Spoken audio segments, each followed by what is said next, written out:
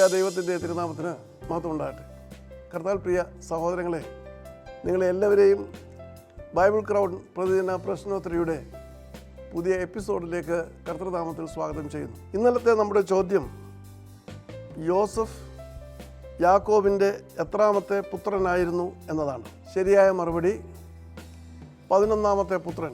ഉൽപ്പത്തി പുസ്തകം 30-ാം അധ്യായം 22-ാം വാക്യം. ഇതിനൊരു പശ്ചാത്തലമുണ്ട്. ദൈവം റാഹേലിൻ്റെ ഗർഭം അടച്ചിരുന്നതായിട്ട് തിരുവചനം പഠിപ്പിക്കുന്നു.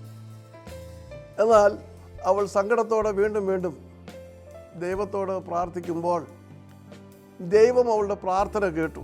22ാമത്തെ വാക്യം വായിക്കുമ്പോൾ ദൈവം റാഹേലിനെ ഓർത്തു.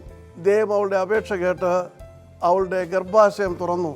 അവൾ ഗർഭം ധരിച്ച് ഒരു മകനെ പ്രസവിച്ചു. ആ മകനാണ് യാക്കോബിൻ്റെ 11ാമത്തെ പുത്രനായ യോസഫ്. ഇന്നലത്തെ വിജയി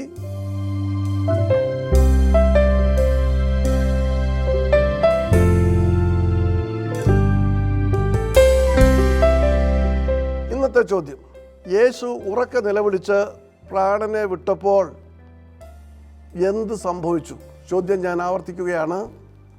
യേശു ഉറക്കെ നിലവിളിച്ച് പ്രാണനെ വിട്ടപ്പോൾ എന്ത് സംഭവിച്ചു? ശരിയായ ഉത്തരങ്ങൾ കണ്ടെത്തുക.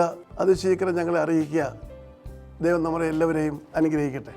താഴെ കൊടുത്തിരിക്കുന്ന വാട്സാപ്പ് നമ്പറിൽ നിങ്ങളുടെ ഉത്തരങ്ങൾ അയയ്ക്കുക.